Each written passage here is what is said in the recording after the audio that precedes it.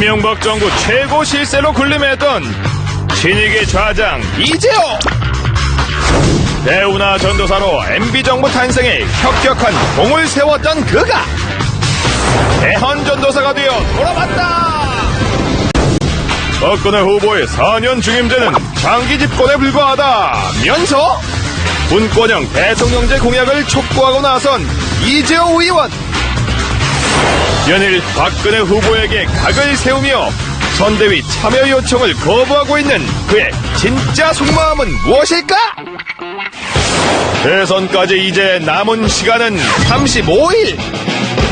킹메이커 이재호는 과연 박근혜와 한 지붕 한 가족이 될 수 있을 것인가? 새로운 정치 세력을 꿈꾸는 왕의 남자 이재호 의원을 지금 바로 만나보자.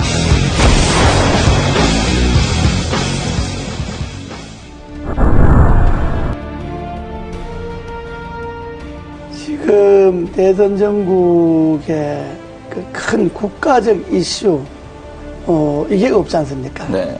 이제 이명박 정부가 끝나면 과거 이제 군사 독재에서 문민정부로 끝나는 한 시기가, 그러니까 김영삼 대통령, 김대중 대통령, 노무현 대통령, 이명박 대통령. 그러면 한 20년이라는 한 이제 시대가 이제 가지 않습니까? 네. 문민화되고 난 다음에 그러면 여기에서부터 새로운 시대를 준비해야 되거든요. 네. 대선 후보들이 중요한 거는 한 시대를 마감하고 다음 시대로 넘어가는 국가적 큰 그림을 어떻게 그릴 것이냐. 네. 그것이 국가와 국민들에게 어떤 영향을 미칠 것이냐. 이 이야기를 해야 되는데 그 이야기에서 제가 몇 년 전부터 다음 시대는 개헌이고 네. 개헌의 방향 분권이다. 지금까지 우리나라가 권력의 문화가 지배해왔잖아요. 네.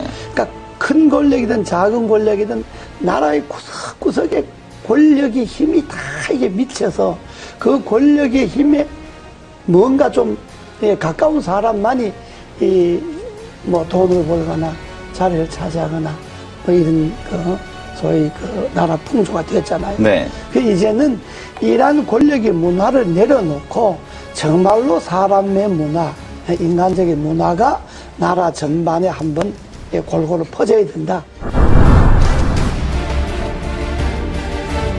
그렇게 하려면 제일 중요한 게 우리나라에서 권력을 제일 많이 갖고 있는 사람이 대통령이잖아요. 네. 그러면 대통령부터 권력을 내려놓는 분권을 하는. 네. 그래서 대통령과 국회가 즉 행정부와 입법부가 분권을 하고 중앙정부가 지방정부가 분권을 하고 또 행정, 입법, 사법 이 3권에 있어서도 다시 한번 시대에 맞게끔 분권을 하는 그런 분권형 개헌이 이 시대의 정치개혁의 핵심이다. 분권을 하다 보면 4년 갖고는 정책이 연관성이 없어질 수 있으니까 한번 중림하는 게 좋다는 거고 분권을 하지 않고 4년 중림하자고 하는 거는 임기 연장에 불과한 거죠. 네. 정권 연장하거나 잘못하면 장기 집권하겠다는 것밖에 안 되니까 네. 그건 지난날에 우리 역사가 말하잖아요. 때문에 그냥 이 권력 이대로 4년 중임제 하자고 하는 거는 매우 위험한 발상이다. 이것이 지금 시대의 분권의 핵심이고 시대 정치개혁의 본질입니다. 여기에 한 정치인의 가치와 철학, 시대에 대한 안목, 미래에 대한 예견 이런 것들이 들어가서 분권형 개헌이 선진국으로 가고 대한민국 위상을 지킬 수 있는 길이다라고 하는 이 안목에서 출발해야지 단순히 권력을 잡기 위해서 이런 말을 하면 표가 좀 더 올 거다 덜 올 거다 이 생각을 해갖고 후보들이 이야기하면 건 안 되죠.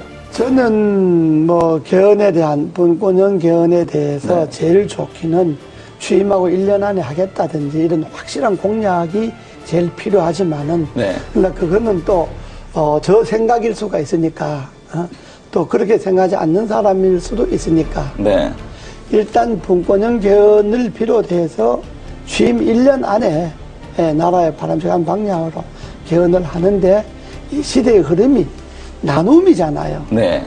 경제도 민주화하자 그러면서 왜 권력을 민주화 안 합니까?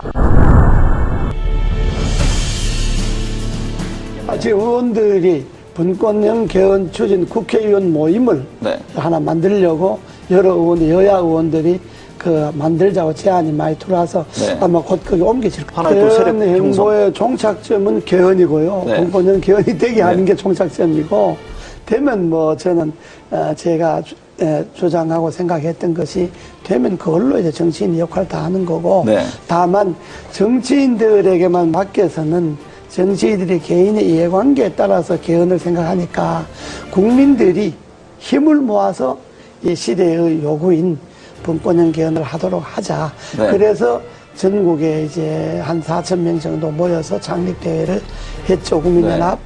그러고 이제 16개 시도 분권형 연합이 21일 날 이제 결성이 다 끝납니다. 지금은 한 8개가 결성이 됐는데, 끝나면 각 시도, 시군 분권형 개헌 국민연합 대표들이 한 1박 2일 모여서 장시간 네. 토론을 할 겁니다. 대선에 분권형 개헌 문제를 어떻게 할 것이며, 또 대선 후보들 간의 이 주장을 어떻게 관철시킬 것이냐 하는 것들을 아마 그 전국 시도연합, 시군연합 대표들이 모여서 네. 한 1박 2일 정도 세미나를 합니다. 국민연합의 대표들이 따로 있고, 국민연합은 내가 주장하는 가치와 철학을, 그게 이 시대의 흐름에 맞다라고 생각하는 사람들이 네. 전국에 12만 명이 지난번에 분권형 개헌 청원을 했잖아요. 네. 지금 서명 받은 게 한 100만쯤 됩니다. 네, 벌써 그렇게 늘었습니까? 예, 이게 네. 이제 300만 서명을 받으려고 하는데, 이 분권형 국민연합 각 시군 대표 이 사람들은 정치를 안 한 신인들도 많이 있고요.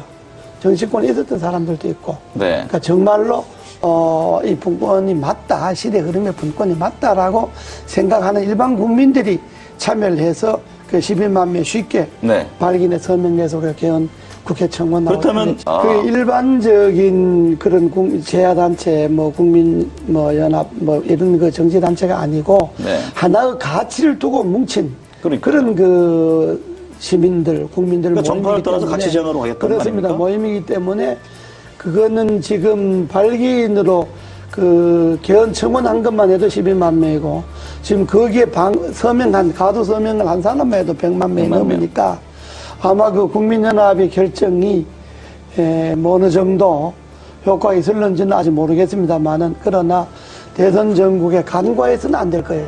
서명한 회원들 100만 명 중에 앞으로 300만 명 서명을 받을 계획인데, 다 안 된다 하더라도 서명한 사람 중에 3분의 1만 어느 한 곳으로 표가 간다면 대단하죠. 그건. 영향을 미칠 수가 있죠. 네. 예. 아직까지 이제 그 가치에 제일 중요한 게 분권형 개헌이잖아요. 네. 그러니까 분권형 개헌 전에 분권이라는 데한 인식. 그렇죠. 지금의 시대는 나눔의 시대다. 나누고 남을 배려하고 양보하고 이런 시대인데, 지금 권력을 잡겠다는 건 그것하고 역행하잖아요. 나눈 것도 독점하고 남을 배려하고 존중하는 것도 자기들에게 필요한 것만 배려가 존중이고, 쉽게 말하면 당 안에서는 대통합도 안 되고 당 안에서는 민주화도 안 되는데, 당 밖에 가서 대통합하고 민주화한다고 하면 그 진정성을 국민들이 어떻게 이해하겠느냐. 이런 점에 볼 때 가치관이, 철학이 같지 않구나. 선거를 앞둔 사람들이니까 여당 후보든 야당 후보든 후보 개인들에 대해서야 이렇고 저렇고 비판할 생각이 전혀 없습니다. 그러나 한 나라의 후보라고 하는 것은 여당 후보든 야당 후보든 지금 정책 발표 하잖아요. 한마디로 그 후보들의 정책 발표주에 공허하게 진정성이 없는 게 검찰 개혁 같은 게 있잖아요. 네. 검찰 개혁, 우리 헌법에 보면, 헌법 12조인가에 보면요, 영장 청구를 검사만이 하게 되어 있습니다. 그렇죠. 이게 검찰이 기소 독점으로 이어지잖아요. 네. 이게 전 세계 우리나라밖에 없습니다. 그럼 이 헌법 조항을 그대로 두고 어떻게 검찰 개혁이 가능합니까?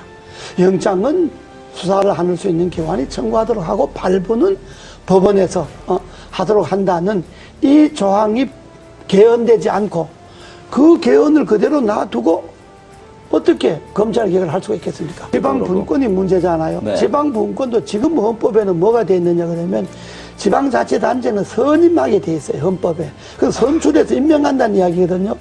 선임하게 돼 있으니까 지방 분권이 안 되는 거예요. 네. 그러니까 헌법을 그대로 이 권력 중심의 제왕적 권력의 헌법을 그대로 두고 뭘 쇄신하겠다, 개혁하겠다 하니까 제가 볼 때는 그게 다 이게 잘못된 거다. 그래서 제가 언제 표현을 좀 과했습니다만은 알면 없고 축제에만 늘어났다는 그렇죠. 이야기가 정치개혁의 핵심인 개헌에 손을 안 대고 권력 분점에 손을 안 대고 그 헌법을 그대로 두고 거기에 가지만 책임 총리제나 정부 통령제도 그렇습니다. 현재 헌법을 그대로 두고 대통령이 총리를 임명하고 해임할 수 있는 권한을 갖고 있는데 어떻게 총리인데 권한이 갈 수가 있겠습니까? 한계가 있는 거죠. 저는 이번에 그 검찰 개혁에 있어서 핵심은 헌법에 소위 검사만이 영장을 기소 청구할 수 독점. 있다든지 네. 소위 기소 독점이 이거 없어져야 된다고 보는 것이 핵심이다. 예, 헌법 안에서 검찰의 그 독점 권한이 없어지지 않는 한은 그건 뭐 어떤 계획도 될 수가 없고 말씀을 지금 들어보니까 예. 경찰과 뭐 검사 수사를 두고 경찰 다투잖아요. 네. 저는 검찰이 자기 식구가 부패와 부정이 있어서 수사를 경찰이 먼저 하겠다 그러면 경찰이 하는 걸 보고 경찰이 수사를 잘 못했다든지 기소를 하려고 경찰에서 넘어온 것을 조사해 보니까 부정한 게 많다든지 이럴 때 검찰이 나서서 조사한다는 옳은데 경찰이 조사한다는 건데 그걸 마치 뺏어가듯이 뺏어가서 검찰이 자기 식구 조사하겠다 그러면 국민들이 그다 자기 지금까지 관행으로 봐서 검찰이 검사 조사한다는 것에 대해서 진정성을 믿겠습니까? 그러니까 그거는 경찰이 조사하는 건 경찰이 조사하도록 놔두고 네. 경찰 조사 결과가 미흡하다. 그러면 검찰이 손을 대야죠.